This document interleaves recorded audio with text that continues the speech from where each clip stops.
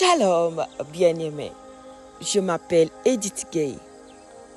Bienvenue sur cette plateforme Le Réveil des Héroïnes, ministère de restauration et de restitution de la femme et de la jeune fille.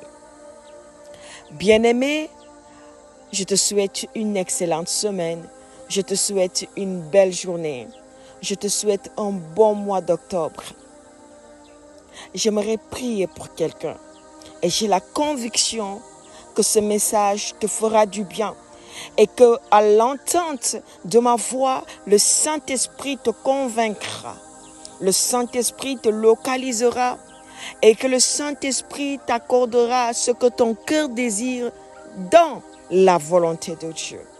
Je précise, dans la volonté de Dieu. Vous savez, bien-aimés, des fois nous avons des désirs qui ne sont pas dans la volonté de Dieu. Bien-aimés, des fois, nous avons des ambitions qui ne sont pas dans la volonté de Dieu. Des fois, nous pensons des choses, nous voulons faire des choses, nous sommes motivés, bien motivés, mais pas dans la volonté de Dieu. Et je veux prier pour toi ce matin, que tes désirs s'accomplissent dans la volonté de Dieu. Mais qu'en dehors de la volonté de Dieu, que tu ne vois point cela s'accomplir, c'est pour ton bien. Parce que quand tu as ce que ton cœur désire en dehors de la volonté de Dieu, c'est pour ton malheur.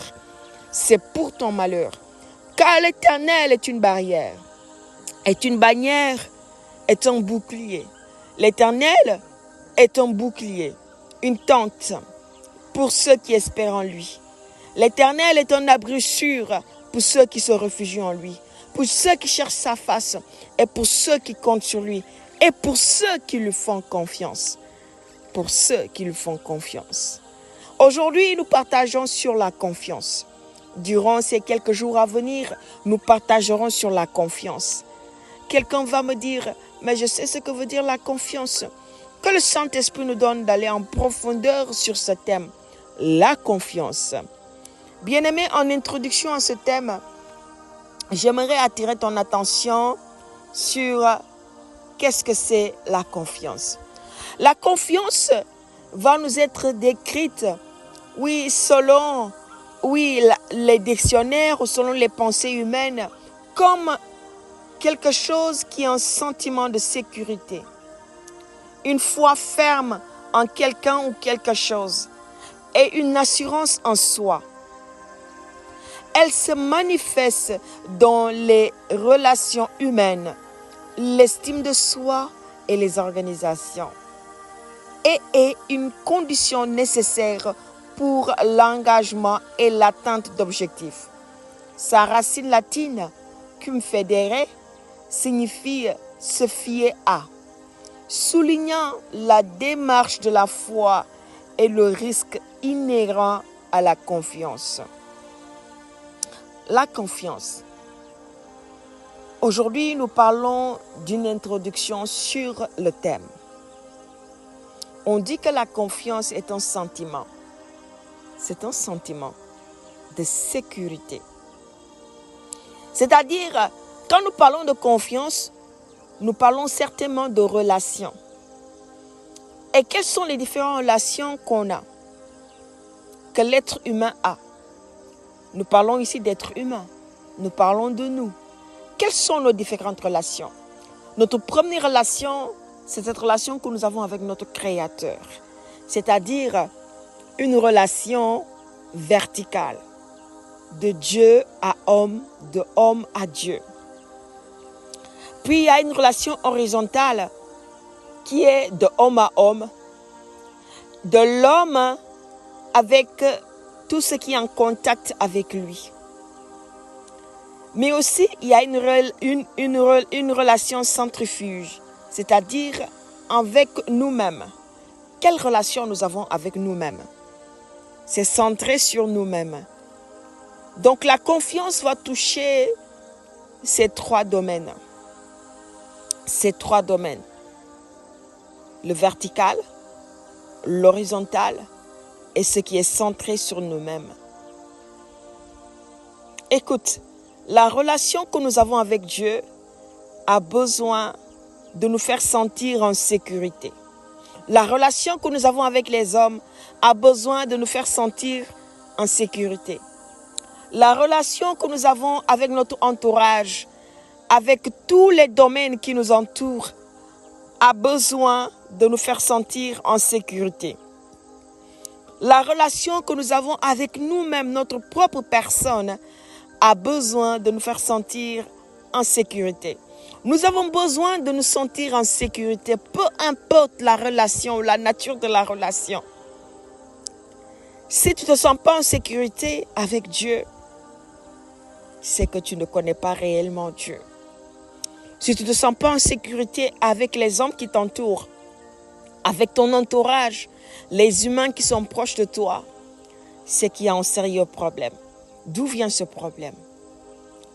On y viendra plus tard.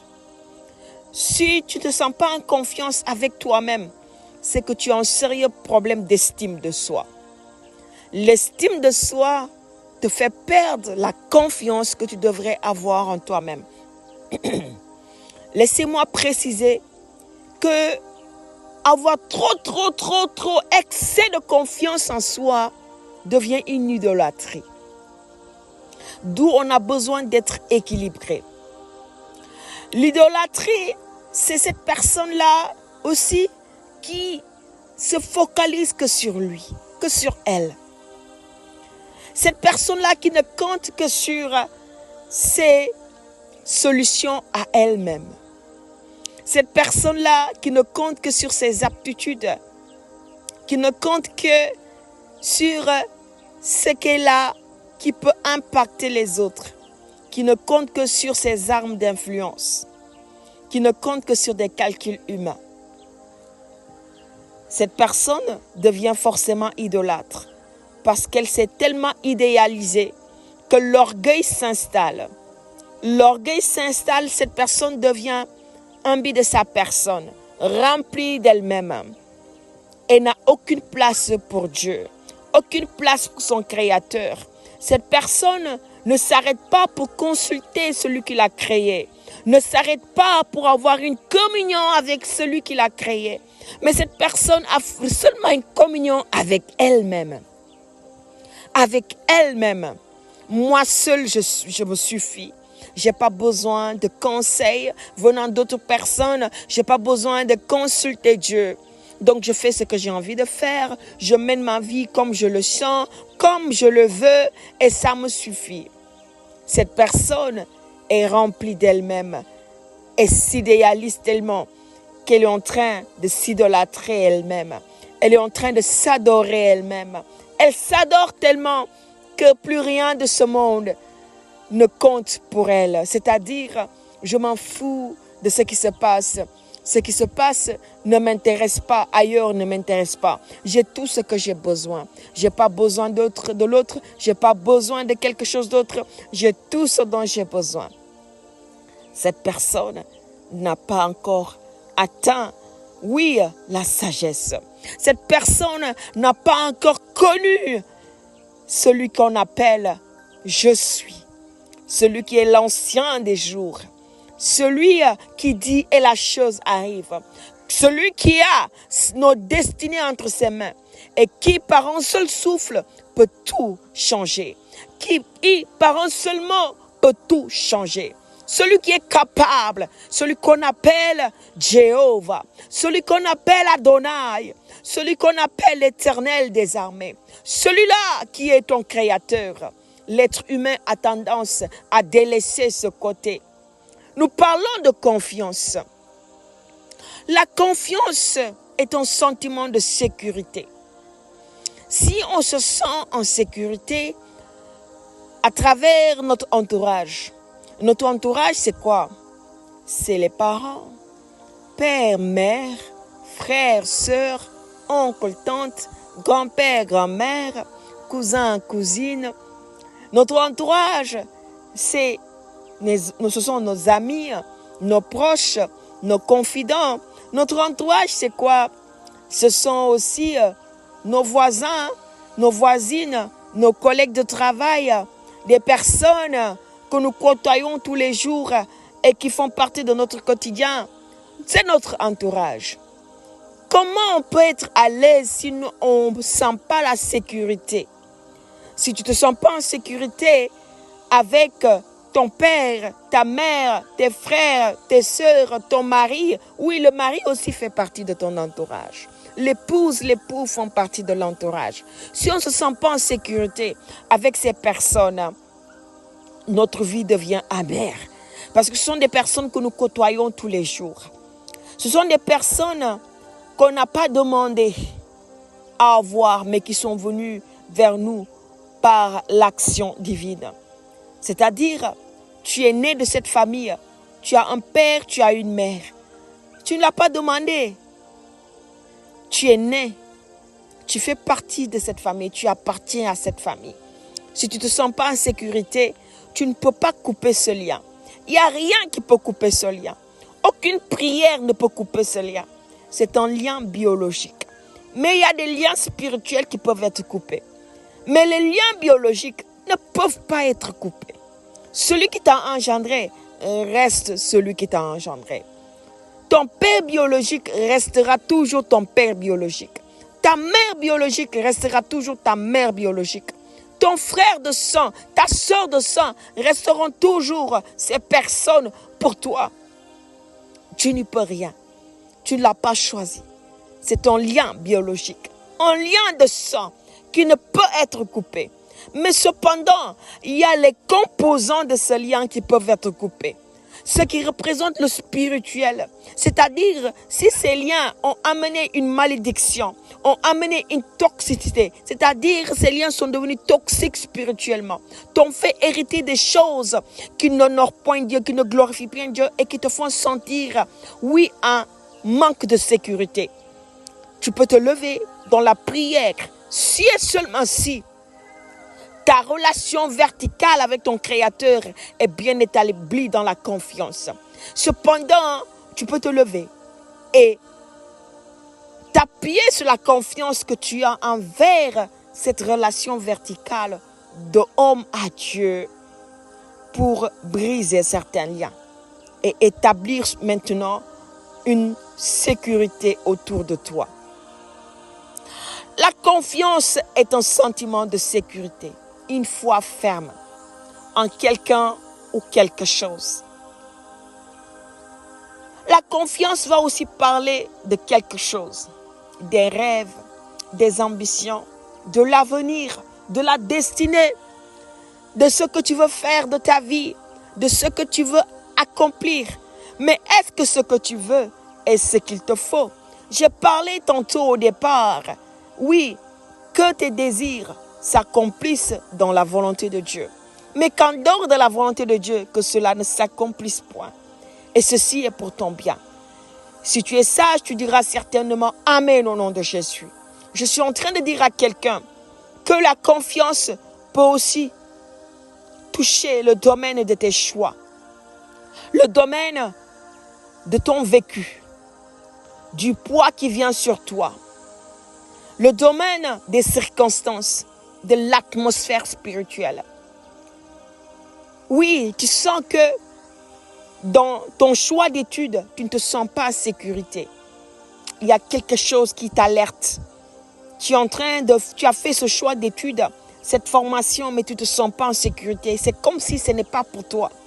Arrête-toi et établis une confiance verticale. Si dans ton choix de conjoint, tu ne te sens pas en sécurité, il y a quelque chose qui t'alerte. Tu ne te sens pas en sécurité. C'est ton choix de vie. C'est tout ton avenir, c'est toute ta destinée, le mariage. Alors arrête-toi. Avant d'entrer, arrête-toi. Et établis une confiance verticale pour permettre tes désirs de s'accomplir dans la volonté de Dieu. Oui, si dans ton choix de travail, tu ne te sens pas en sécurité, dans cette nouvelle maison que tu veux habiter, cet achat que tu veux faire, oui, ce lieu que tu veux fréquenter, peu importe tes choix, mais tout ça concerne vraiment, ça te concerne directement ou indirectement. Mais tu ne te sens pas en sécurité ou tu te sens en sécurité. Tu dois savoir que c'est comme des alertes, des signaux que tu dois comprendre, détecter et décrypter par l'aide de ton Créateur, de son Esprit, le Saint-Esprit. Si tu ne te sens pas en sécurité, reviens à ta relation verticale pour qu'elle puisse t'orienter. Et si tu te sens en sécurité, aussi, reviens à ta relation verticale pour avoir la confirmation. Parce que vous savez, des fois, nous faisons de mauvais choix. Nous faisons des choses qui ne sont pas dans la volonté de Dieu. Mais parce que nous sommes tellement imbus de notre personne, parce que nous nous faisons tellement confiance, l'orgueil est tellement là que nous nous sentons en sécurité. Nous pensons qu'on a tout, on a tout à notre, à notre accès. Il n'y a rien qui peut nous arrêter. Et nous confondons la confiance en soi et la volonté de Dieu. Nous nous sentons tellement en sécurité parce que nous savons que ce que nous voulons faire là, ce que nous voulons faire là, sera une bombe. Oui, c'est ça que je dois faire. Je sens que c'est ça. Mais est-ce réellement Dieu? Est-ce qu'il y a Dieu dedans? Alors, cela doit nous pousser à nous arrêter. Est-ce que cet excès de confiance vient de ma personne, vient de ma confiance en soi ou vient de la direction divine? Alors, nous devons comprendre à savoir comment Dieu nous parle. Ceci nous pousse à aller chercher la voix de Dieu. Amen, alléluia. La voix de Dieu. Chaque enfant de Dieu doit savoir, doit reconnaître la voix de Dieu. Et la parole de Dieu va nous dire que ces brebis entendent sa voix et la reconnaissent et la suivent. Quand les brebis de Dieu entendent la voix du Maître, elles savent la reconnaître, elles savent obéir à cette voix. Mais il y en a ceux qui ne connaissent pas la voix du Maître. Parce que réellement, ces personnes ne se conduisent pas en brebis. Ces personnes ne sont pas dans la soumission. Ces personnes ne sont pas habituées à s'asseoir à côté du Maître. Ces personnes n'ont pas fait du Maître leur ami. Ces personnes ne sont pas accoutumées à la voix du Maître. Donc ces personnes vont chercher à avoir un développement humain, vont chercher des facteurs humains, le développement de soi, le développement personnel, vont chercher des coachs de vie pour avoir, oui, cette estime de soi, cette confiance en soi, pour s'idéaliser et se créer une fausse sécurité autour d'elle-même, oubliant celui-là qui connaît toutes choses et qui sait toutes choses, capable de construire ou de détruire, capable de faire ou de laisser l'ennemi conduire ta vie. Oui, il peut te regarder, te cogner la tête, comme il peut te sauver si tu lui fais confiance. Bien-aimés, aujourd'hui, nous avons partagé en quelque sorte l'introduction sur notre thème, la confiance. Demain, nous allons entrer dans les détails de chaque point sur la confiance. N'oublions pas, nous avons partagé sur le domaine vertical et horizontal et centrifuge. C'est-à-dire avec Dieu, avec les humains, avec l'atmosphère qui nous entoure, avec les circonstances, tout ce qui nous entoure, mais aussi avec nous-mêmes. Que Dieu te bénisse et te garde. Je prie pour toi, que le Saint-Esprit te touche, te localise et que tu puisses comprendre le message que Dieu veut te donner durant toute cette série d'enseignements, de partage, d'édification au nom précieux de Jésus. Bien-aimé, je te donne rendez-vous demain par la grâce de Dieu. D'ici là, shalom chez toi. Et n'oublie pas de partager à quelqu'un afin de bénir sa vie. Shalom.